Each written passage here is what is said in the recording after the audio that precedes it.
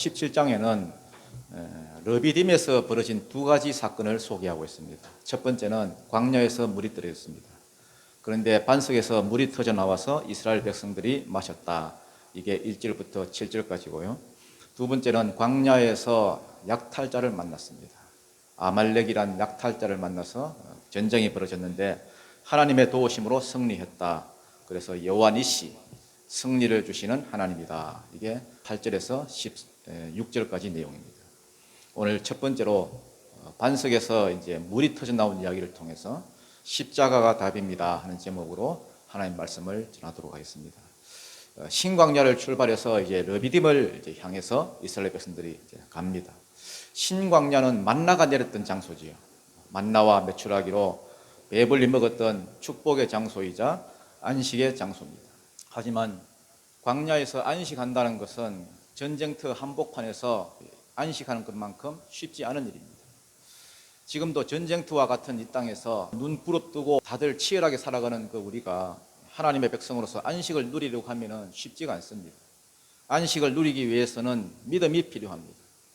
하나님만 바라보고 세상이 주는 두려움을 다 물리칠 수 있는 그런 믿음이 있어야 돼요. 믿음을 가지고 우리가 안식일을 지키다 보면 안식일이 우리를 지켜줍니다. 우리가 안식일을 지키는 게 아니라 안식일이 우리를 지켜요. 믿음이 있어야 안식이 가능합니다.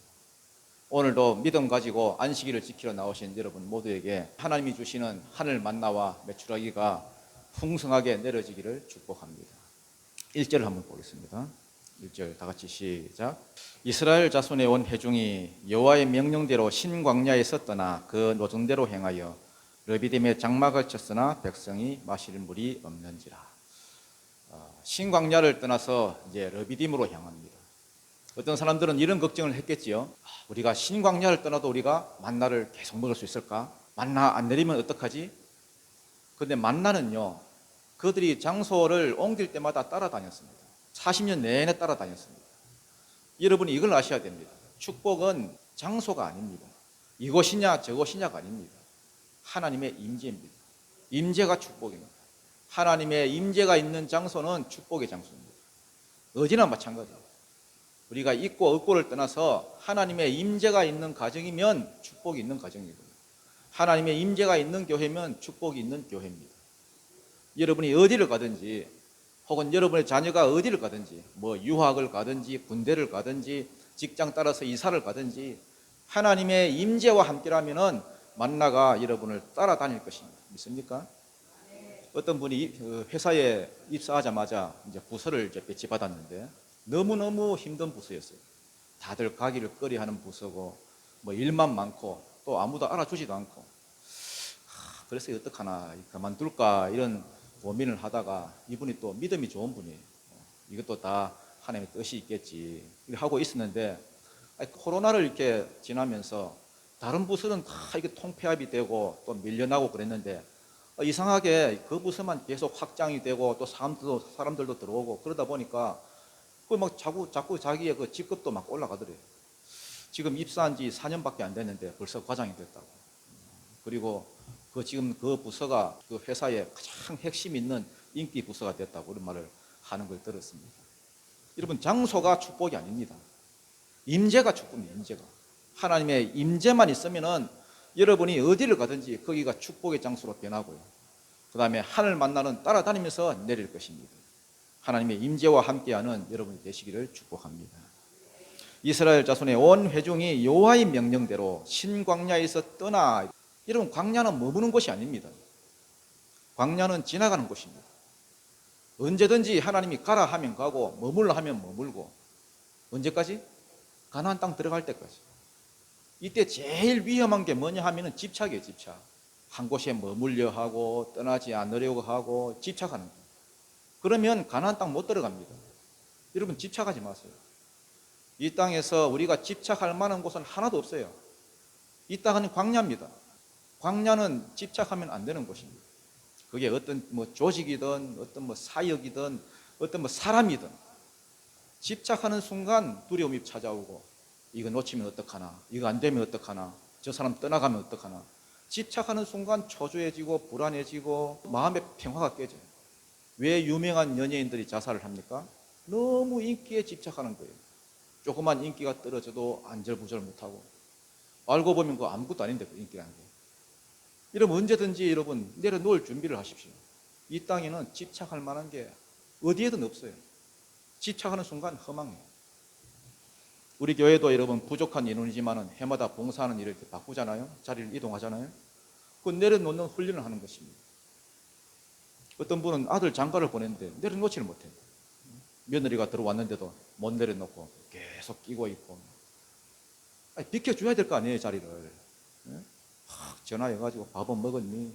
아니, 그걸 왜 물어봐고? 예? 김치 해다 줄까? 아니, 내려놔야지. 그러니까 뭐 고부간에 막 갈등이 생기는 거 아닙니까? 뭐 반찬 해다 갖다 주고. 아, 왜 그래요? 딱 끊어요, 끊어. 딱 끊고 알아서 죽을 끓여 먹든지 밥을 먹든지. 결혼식을 시켰으면 독립을 해야 될 거 아니에요. 내려놓으라. 어떤 때는 하나님이 내려놓는 훈련을 여러분 강제로 시킬 때가 있어요. 자식도 보세요. 어릴 때는 마냥 사랑스럽기만 하던 그 자식이 초등학교 들어가고 중학교 들어가고 하니까 뭐 속을 썩이고 뭐 배신감이 들죠. 저게 내 속에서 나온 게 맞나 싶기도 하고. 다른 거 없어요, 여러분. 내려놓기 훈련하는 거예요.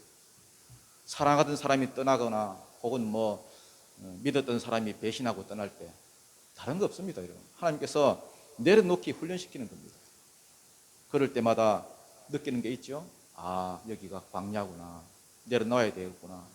그러면은 평화가 와요. 여러분 항상 내려놓는 훈련을 하십시오. 인생을 설계해도 여러분 항상 가볍게, 단순하게, 심플하게 나그네처럼 사는 거예요. 광야에서는 여러분 짐이 가벼워야 돼요. 가벼워야 돼요.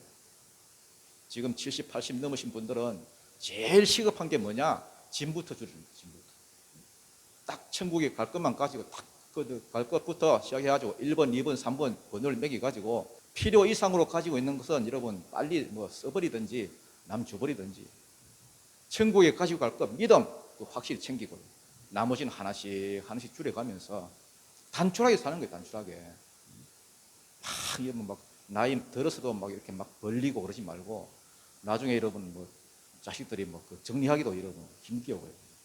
그게 광야를 살아가는 지혜입니다. 단촐하게. 이번 사순절 기간에 여러분 그거 훈련하십시오. 내려놓기 훈련, 내려놓기. 신광야를 떠나 드디어 르비딤에 도착했습니다. 르비딤은 원래 쉬는 장소 혹은 쉼터 이런 말이거든요. 그러니까 뭐 오아시스 뭐 이런 곳이 되겠지. 그러니까 원래 르비딤은 물이 풍부한 곳입니다. 그런데 도착해보니 물이 없어. 잔뜩 기대하고 왔는데 실망하게 됐습니다. 우리도 인생을 살다 보면 이런 상황을 만납니다. 장사를 시작했는데 기대를 갖고 시작했는데 장사가 안 돼요. 기대를 갖고 사람을 대했는데 상처만 나요. 살다 보면 이런 경우가 얼마나 많습니까? 기대한 대로 되는 게 없어요. 그게 광야예요. 물이 없는데 더 중요한 문제는 뭐냐? 자기들 의지로 여기까지 온 게 아니라는 거예요. 자기들끼리 막 회의해가지고 야 우리 저쪽으로 가보자 이래서 온 게 아니라 여기 보면은 여호와의 뭐대로? 명령대로. 여호와의 명령대로 왔는데 물이 없습니다. 아니 이게 뭐야? 하나님이 떠나라 해서 떠났고 하나님이 열로 가자 해서 열로 왔고 요 텐트 치라 해서 요 텐트 쳤고 하나님 말씀대로만 따라왔는데 파라다이스가 나와도 할렐루야 이런 뭐 활동인데 아니 물이 없다. 여기가 광야인데 지금 광야에서 물이 없으면 죽으란 말입니다. 하나님 말씀 순종해서 왔더니 죽을 상황이 되었습니다. 여러분 우리가 하나님 말씀대로 100% 순종해서 살아도 이럴 수가 있을까요? 있다는 겁니다. 지금까지는 안 그랬습니까? 시키는데 했더니 앞에는 홍해고 뒤에는 애국군대가 막 쫓아오고 시키는데 했더니 마라에서 쓴물을 만났고 시키는데 했더니 막 신광야에서는 뭐가 없었고 먹을 것이 없었고 시키는데 했더니 마실 물이 없고 말씀대로 살아도 어려움이 있더라는 겁니다. 왜 이런 일이 벌어지느냐? 왜 이런 일이? 하나님이 시험하셨다는 겁니다. 무슨 시험을 하셨겠습니까? 기도하는지 발악을 하는지 기도하는지 인간적으로 막 술을 쓰고 악다고 지기는지 계속해서 시험을 하시는 겁니다. 광야는 시험의 장소입니다. 왜 이런 시험을 하실까요, 하나님? 여러분, 이스라엘 백성은 400년 동안 애굽에서 종살이하고 살았습니다. 저그 조상들은 하나님의 백성이었는데 자기들은 하나님 백성이 아니었습니다. 지금도 그렇잖아요. 저그 아버지는 목사인데 자기는 하나님 안 믿더라. 저그 아버지는 교회 장로인데 자기는 안 믿고, 저그 집안은 믿는 집안인데 자기는 불신기론 해가지고 하나님하고 전혀 상관없이 살고, 지금 이스라엘이 딱 그렇습니다. 겉보기에는 아브라함과 이삭의 자손, 이름은 좋지 겉모습은 하나님 백성 맞기는 맞는데 400년 동안 애굽에 살아서 한 번도 그 하나님에 대한 인식이 머릿속에 들어있지 않는 그런 사람들, 애굽의 사고방식 그대로, 애굽의 그 생활방식 그대로 우상 섬기고 하는 그 습관들이 몸에 탁 배어 있는 사람들, 유월절 어린 양의 피로 얼떨결에 나오기만 나왔지 사고방식은 여전히 애굽의 사고방식. 오늘날에도 교회는 나왔는데 여전히 세상 방식으로 사는 그런 사람들. 그러니까 하나님이 끊임없이 달아보시는 거예요. 여러 장소에서 여러 상황을 줘보고는 이것들이 어떤 태도로 상황을 대하는지, 지금도 애굽 사고방식으로 대하는지, 자기 힘으로 막 해결하려고 막 발악을 하는지, 발악하다가 안 되면 막 원망해버리고 불평해버리는지, 아니면은 하나님을 찾고 기도로 해결하는지 끊임없이 달아보고, 또 안 되면 또 훈련시키고. 하나님 여러분, 우리는 안 달아보실 것 같습니까? 달아보십니다. 시편 23편에 보면은 여호와는 나의 목자시니 내게 부족함이 없으리로다. 근데 이거 우리는 말로는 믿어. 근데 실제로는 안 믿어요. 하나님이 나의 목자다. 그러면 부족함이 있어야 돼요, 없어야 돼요? 없어야 돼요. 없어야 될 거 아니에요? 그런데 실제로 우리는 부족함이 있어요, 없어요? 있어요. 많아요. 그래서 자꾸만 원망이 나와. 그러니까 말은 여호와는 나의 목자예요, 부족함이 없어요 이래도 사실은 목자 아니라는 겁니다. 사실 우리가 다 없는 게 아니잖아요. 다 없는 게 한두 가지 없어요. 한두 가지 없다고 원망하잖아요. 지금 이스라엘도 보면은 구름 기둥이 인도하고 있고 불 기둥이 인도하고 있고 그거 다 보고 있잖아요. 오늘 아침에도 만나 주워 먹었잖아요. 그런데 물이 없다고 원망해요? 그러니까 이스라엘이 원망하는 것은 있고 없고를 떠나서 기억력의 문제예요. 기억력이 조금만 좋아도 원망 안 합니다. 여러분. 지나온 세월 우리가 조금만 돌아봐도 우리가 원망을 할 수가 없어요. 기억력도 없는 깡통들이 맨날 원망하지. 여러분 생각해 보십시오. 만나를 주시는 하나님이 물 안 주시겠어요? 구름 기둥으로 인도하신 분이 물 안 주시겠나? 그래서 원망은 습관입니다. 습관. 기억력이 안 좋은 사람들이 하는 그 습관이에요. 물 없네? 원망하고. 길 없네? 원망하고. 몸이 아프네? 원망. 자식이 대학 떨어졌네? 원망. 아니 지금까지 받은 은혜가 얼마나 많은데 현실의 문제 하나만 딱 걸려도 그냥 막 무너져 버리는 게 오늘날 우리의 현실입니다. 지금 당장 내 앞에는 요 문제 조그마한 거. 여러분 힘들수록 하나님 붙드시기 바랍니다. 힘들수록 기도로 해결하기를 바랍니다. 원망으로 해결하지 말고 믿음으로 헤쳐나가는 은혜가 있기를 바랍니다. 그래서 하나님의 그 달아보심을 통과하는 은혜가 있기를 축복합니다. 그게 광야를 빨리 끝내는 비결입니다. 한 번만 통과하면 됩니다. 한 번만. 한 번 경험해 본 사람하고 안 해본 사람하고는 천지 차이입니다. 같은 기도를 하더라도 한 번 돌파를 해본 사람하고 안 해본 사람하고는 천지 차이입니다. 영적인 근육이 생긴 사람하고 근육이 없는 사람하고는 신앙생활 딱 보면은 그냥 차원이 다릅니다. 하나님이 시험해 봤더니 어찌 됐습니까? 혹시나 했는데 역시나 했어요. 2절입니다. 시작. 백성이 모세와 다투어 이르되 우리에게 물을 주어 마시게 하라. 모세가 그들에게 이르되 너희가 어찌하여 나와 다투느냐? 너희가 어찌하여 여호와를 시험하느냐? 백성이 모세와 다투다 이 말이 이제 리버인데요. 이게 가장 많이 쓰인 말이 치고받고 몸싸움 할 때 리버를 씁니다. 리버. 그리고 또 두 번째로 많이 쓰인 말이 흔든다. 백성들이 모세를 한 대 치려고 막 하고 이러고 멱살을 잡고 막 흔들더라는 거예요. 왜? 물 내놓으라고. 어이 모세 물 내놔 물 내놔 이 새끼야. 그러니까 모세가 뭐라고 말하느냐? 모세가 그들에게 이르되 너희가 어찌하여 나와 다투느냐? 너희가 어찌하여 여호와를 시험하느냐? 아니 내가 너희를 인도했냐? 하나님 말씀 따라서 여기로 왔구만. 왜 나한테 원망하냐? 여러분, 원망은 두 가지 죄라 했죠. 원망은 첫 번째는 모든 원망은 누구에게 하는 것이다? 하나님께 하는 죄다. 두 번째로 원망은 무슨 죄? 어리석은 죄다. 왜 어리석은 죄다 했습니까? 하나님은 좋게 하시려고 인도하시는데, 로마서 8장 28절에 나오는 대로 하나님을 사랑하는 자 곧 그 뜻대로 부르심을 입은 자들에게는 모든 것이 합력하여 선을 이루느니라. 엎어진 것 플러스 자빠진 것 플러스 그리고 뭐 망한 것 플러스 만나고 헤어진 것 플러스 다 합치면은 좋게 하시려고, 선을 이루게 하시려고 인도하는 과정인데, 이걸 막 셀이 막 중간에서 원망해버리고 뭐 불평해버리고 막 엎어버리고, 그러니까 어리석은 죄라는 겁니다. 세상살이 하면서 사람들은 네 가지가 필요하다 그러죠. 네 가지. 의식주, 무엇을 먹을까, 무엇을 입을까, 뭐 어디에 살까, 뭐 이거는 뭐 기본이겠죠. 기본.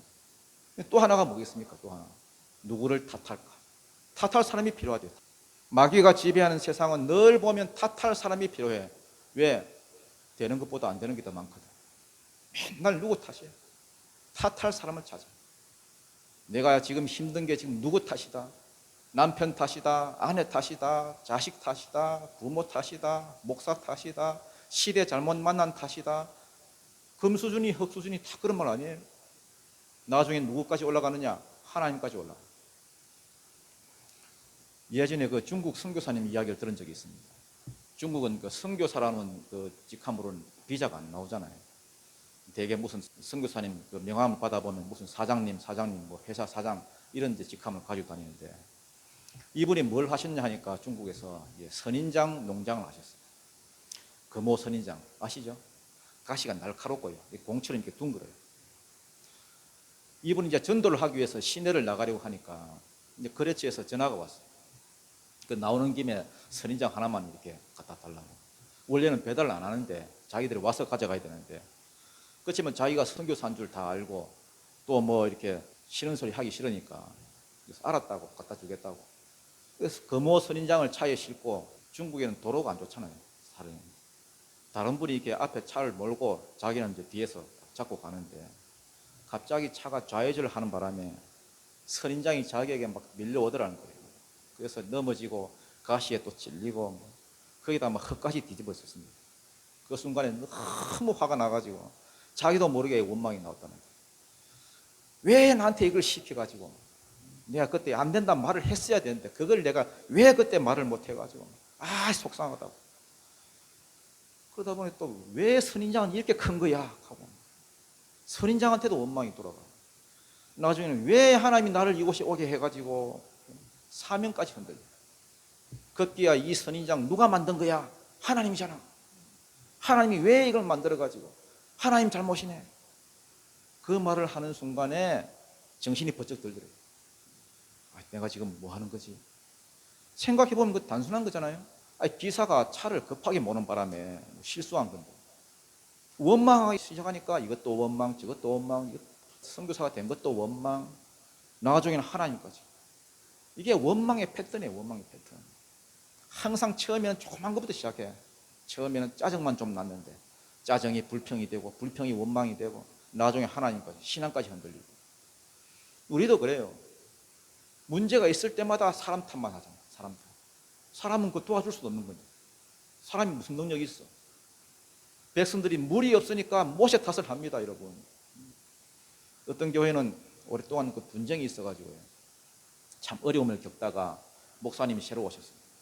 그러니까 목사한테 물이 있는 줄 알고 기대를 했는데 물이 없어요. 그러니까 또 어려움에 빠지고, 방향을 잘못 잡은 것입니다. 어떤 사람은 결혼만 하면은 물이 있을 걸로 기대했는데 물이 없어요. 그러니까 실망하고, 방향을 잘못 잡은 것입니다. 많은 사람들이 청와대에 물이 있을 걸로 알고 기대했는데 물이 없어요. 그러니까 욕하고 원망하고 방향을 잘못 잡은 것입니다. 그 최고 선진국이라고 하는 그 스위스 같은 나라 보세요. 국민들 여러분 상당수가 대통령 누군지도 몰라요. 그렇지만 각자가 자기 자리에서 예수님 잘 믿고 자기 할 일 제대로 하고 성실하게 사니까 인류 선진국을 살아가잖아요. 우리는 자기들은 할 일은 제대로 못하면서 문제만 생기면 뭐 정부 탓, 정치인 탓, 누구 탓, 각자 기도는 안 하고 말씀대로 안 살면서 문제만 생기면 목사 탓, 교회 탓, 뭐 하나님 탓. 이 방향이 잘못된 것입니다. 백성들이 모세한테 막 원망을 퍼부으니까 모세도 이러면 사람이잖아요. 한두 번도 아니고 여러분. 80 넘은 그 노인이 맨날 문제가 생길 때마다 이렇게 당하고 원망 뭐 받고 벌떼같이 막 공격을 당하니까 자기는 하나님 말씀대로 인도하는 죄밖에 없는데, 그런데 얼마나 속이 상했습니까? 속이 상한 모세가 인간적으로 여러분 한마디 합니다. 왜 걸핏하면 나한테 이러냐? 내가 동네북이냐? 내가 만만하냐? 왜 나만 갖고 그래? 너희는 지금 나하고 다투는 것이 아니다. 누구하고 다투는 것이다? 하나님하고 다투는 것이다. 그만하라는 말이죠. 그만해라. 그 다음, 너희가 어찌하여 여호와를 시험하느냐? 다투는 걸 넘어서 하나님을 시험한다는 것입니다. 뭘 시험했는데? 7절 하반절에 나왔습니다. 하반절에 보니까 그들이 여호와를 시험하여 이르기를 여호와께서 우리 중에 계신가 안 계신가 하였습니다. 이게 무슨 말이냐 하면은 이런 말입니다. 이스라엘 백성은요, 자기들 경험상 한 가지 깨달은 게 있습니다. 그게 뭐냐? 이스라엘 여러분 보통 머리가 좋은 민족이 아니거든요.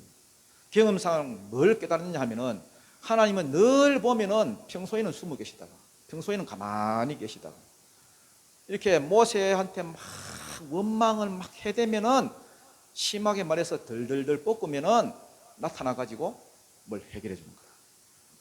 홍해 앞에서도 가만히 계시다가 모세를 막 덜덜 볶으면은 얘들아 하고 나타나서 홍해를 쭉 갈라주시고, 마라의 썰물 앞에서도 가만히 계시다가 바로 해결해 주면 될 건데 모세를 막 덜덜 볶으면은 하나님이 나무를 던져서 고쳐라, 단물로 고쳐주시고, 또 배가 고플 때도 가만히 계시다가 배고파 죽겠다 하고 모세한테 막 달려드니까 만나도 또 내려주시고 메추라기 내려주시고, 그때마다 이스라엘 백성이 깨달은 게 하나님이 계시네.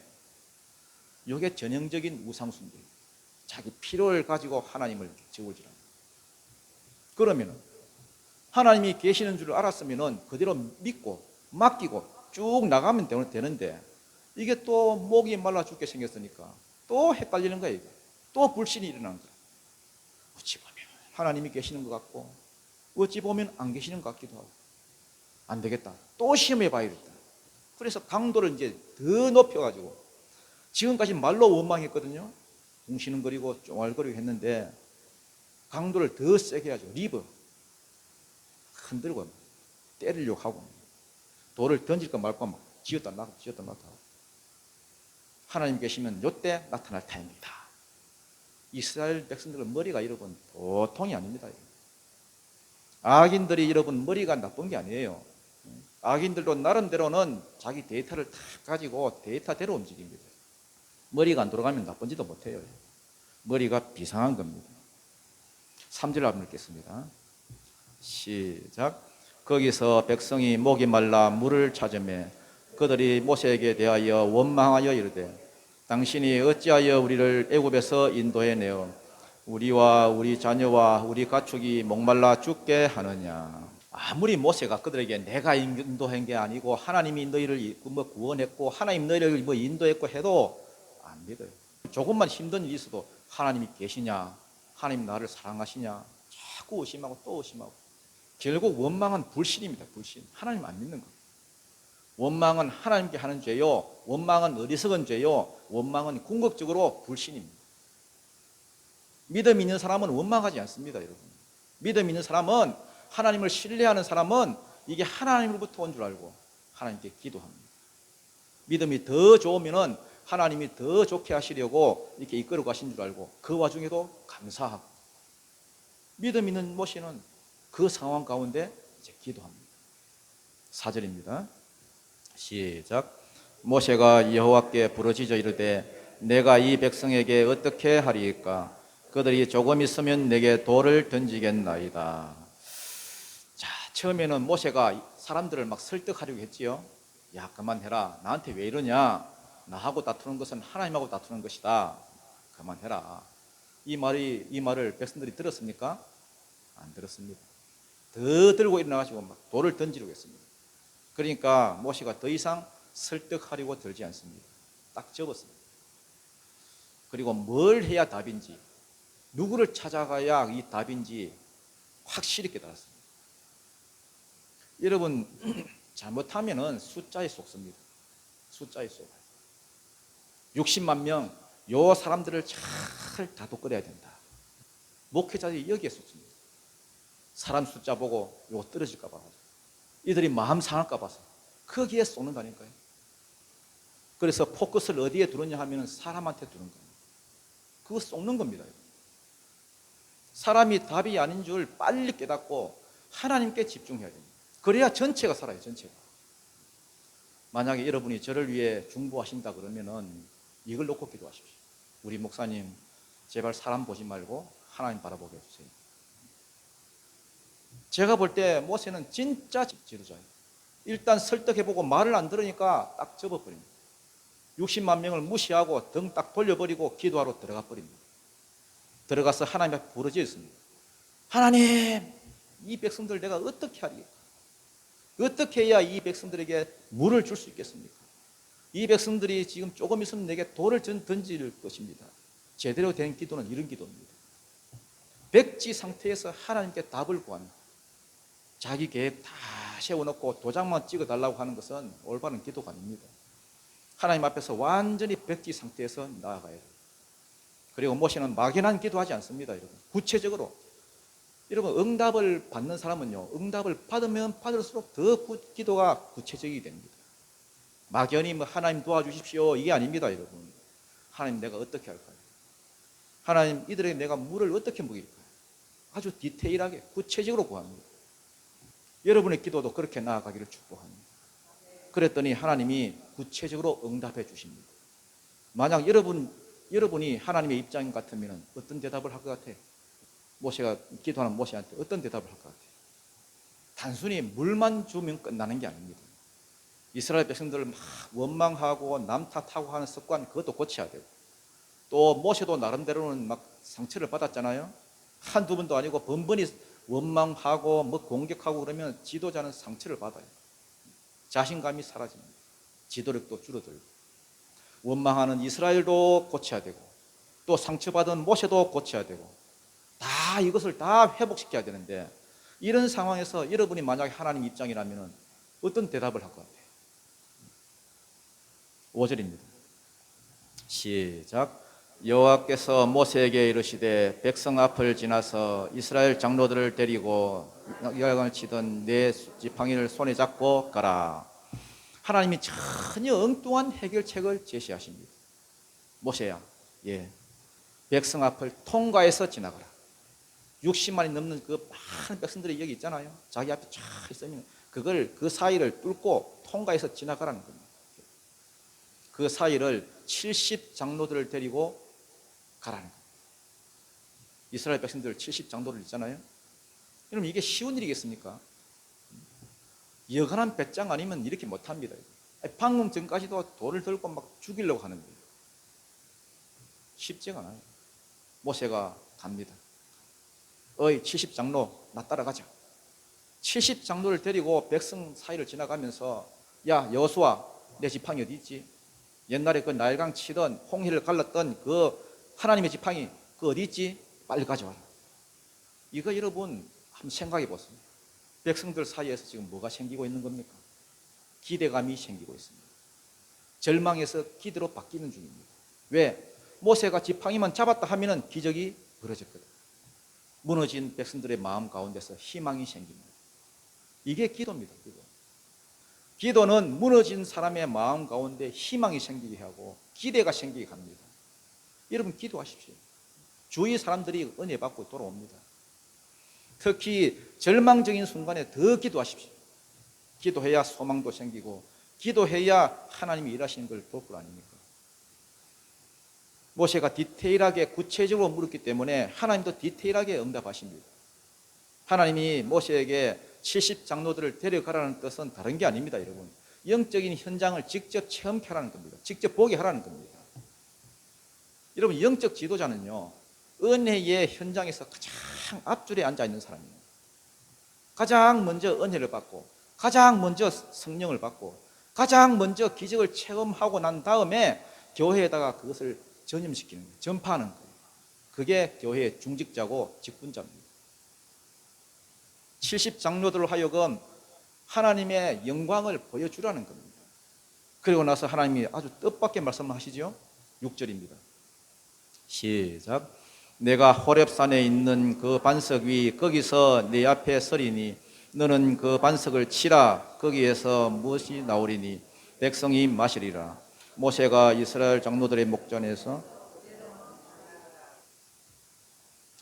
내가 호렙산에 있는 그 반석 위 그랬죠. 여기에 정관사가 붙어서 이렇게 그 반석이에요. 그 반석. 한 반석이 아니고요. 딱 그 반석. 그러니까 모세도 거기를 알고 있겠죠. 하도 양떼를 많이 치고 돌아다니는 그 지역이니까. 그 반석 위 거기서 내가 네 앞에 서리니, 만약에 여기가 반석이라고 하면은 이 앞에 여기에 서 있겠다는 겁니다. 내가 여기에 너를 마주해서 대하고 서 있을 테니까 너는 지팡이를 가지고 뭘 쳐라? 반석을 쳐라.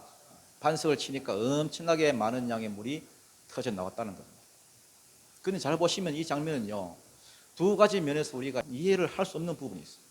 뭐냐? 첫째, 물을 찾으려면 어디로 가야 됩니까? 상식적으로. 높이 올라가야 돼요? 낮은 데로 가야 돼요?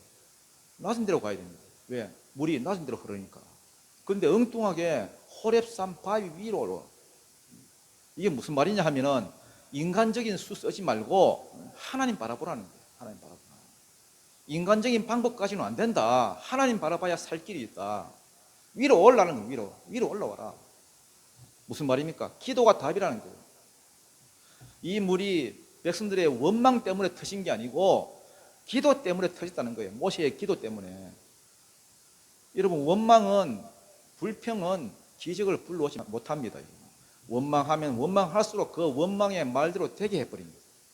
원망은 아무 짝에도 필요 없는 거예요. 기도가 기적을 불러오고 기도가 축복을 불러오고. 그래서 여러분, 원망이 딱 나오는 순간 기도하십시오. 두 번째로 우리가 이해가 안 되는 게 이 장면에서 왜 하필 그러면 바위를 치라 했습니까? 바위를 치면 거기서 물이 나올 것이다. 여기서 요 친다는 요 말이요, 낙하란 말입니다. 낙하. 이게 전쟁 용어예요. 살살 뭐 두드려 본다는 말이 아니에요. 전쟁 났을 때 가서 적을 친다, 때려 죽인다, 이런 말입니다. 출애굽기 2장에 보면은 모세가 좌우를 살펴보고 사람이 없음을 보고 애굽 사람을 쳐 죽이니라. 근데 요게 낙하입니다. 낙하. 똑같은 말입니다. 내가 그 반석 위에 너를 대하여 서 있을 테니까 너는 그 반석을 쳐라. 그러면 반석이 깨지기 전에 누가 먼저 깨져요? 하나님이 먼저 깨지는 거예요. 이 사건은 놀랍게도 하나님이 사람에게 매를 맞으시는 장면입니다. 이걸 해결책으로 제시하는 거예요.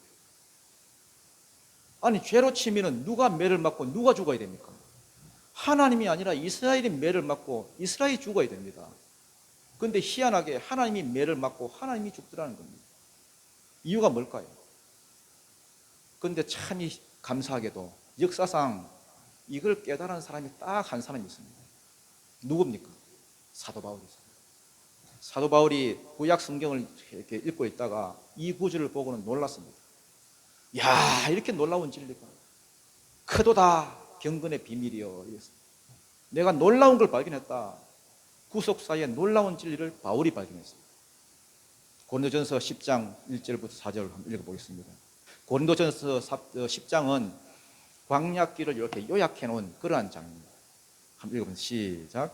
형제들아, 나는 너희가 알지 못하기를 원하지 아니하노니 우리 조상들이 다 구름 아래에 있고 바다 가운데로 지나며 모세에게 속하여 다 구름과 바다에서 세례를 받고 다 같은 신령한 음식을 먹으며 다 같은 신령한 음료를 마셨으니 이는 그들을 따르는 신령한 반석으로부터 마셨음에 그 반석은 곧 그리스도시라.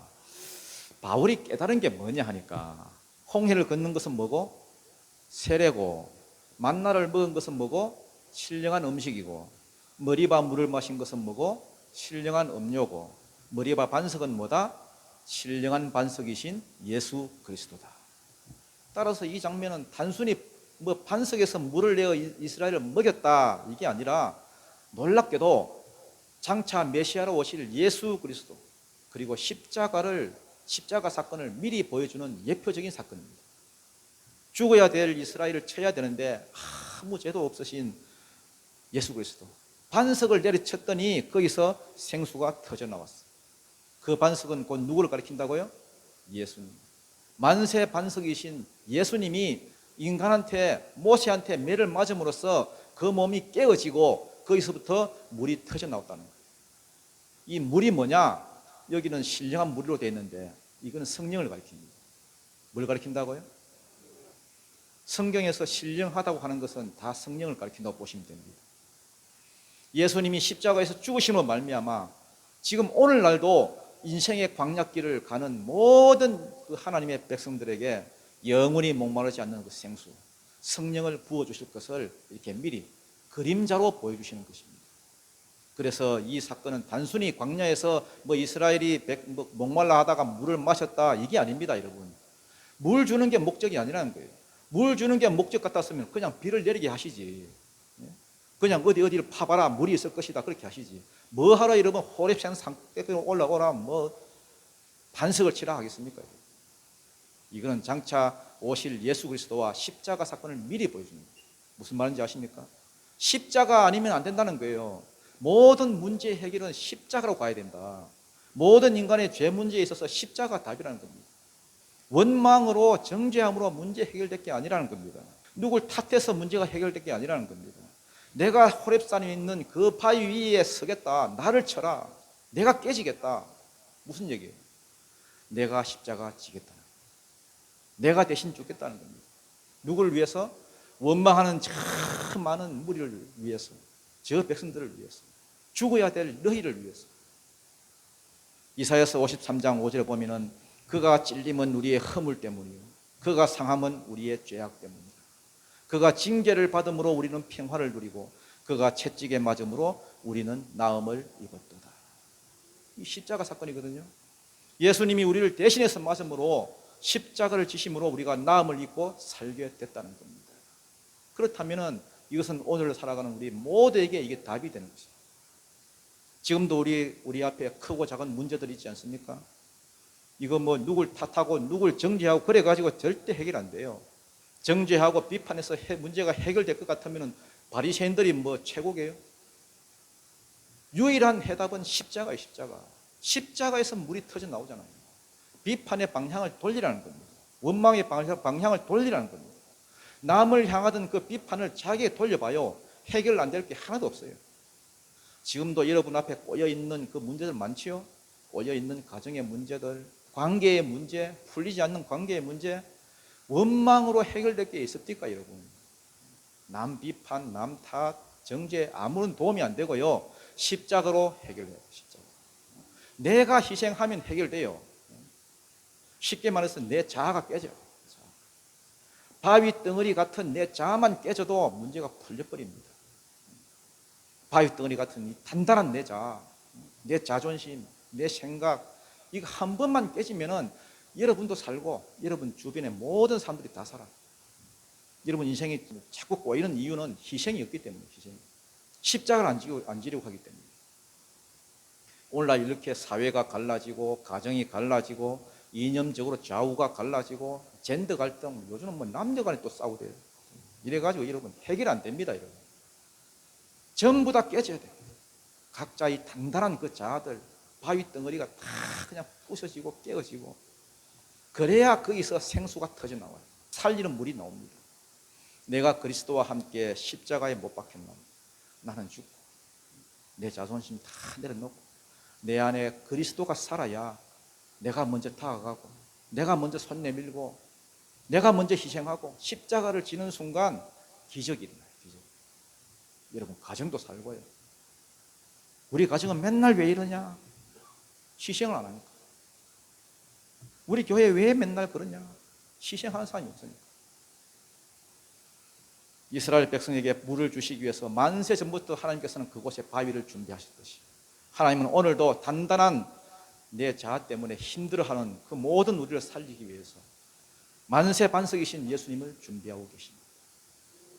우리가 이 시간에 찬송을 부를 건데요, 기도하는 마음으로 부르시기 바랍니다. 만세 반석 열리니 내가 들어갑니다. 우리 헌금하면서 부르겠습니다. 찬송가 494장입니다.